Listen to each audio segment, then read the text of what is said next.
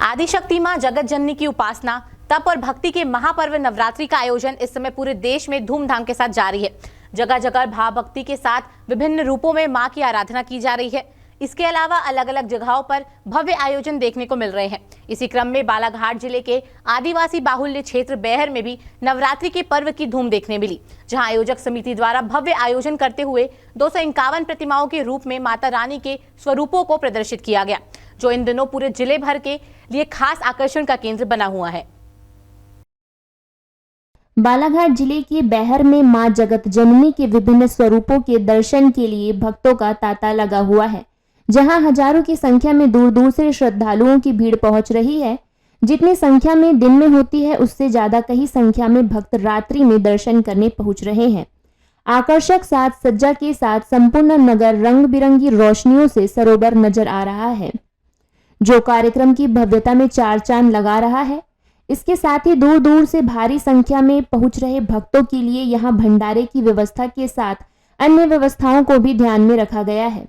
बेहर जैसी छोटी सी तहसील में 251 प्रतिमाओं की स्थापना वाकई पूरे जिले भर के लिए आकर्षण का केंद्र बनी हुई है। इस भव्य आयोजन के लिए एक साल पहले से तैयारियां की गई।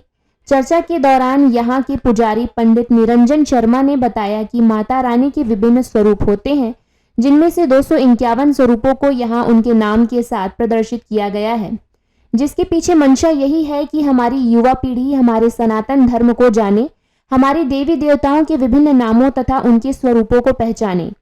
इसी परिकल्पना के साथ यहाँ मां जगत जननी के विभिन्न स्वरूपों को प्रदर्शित किया गया है।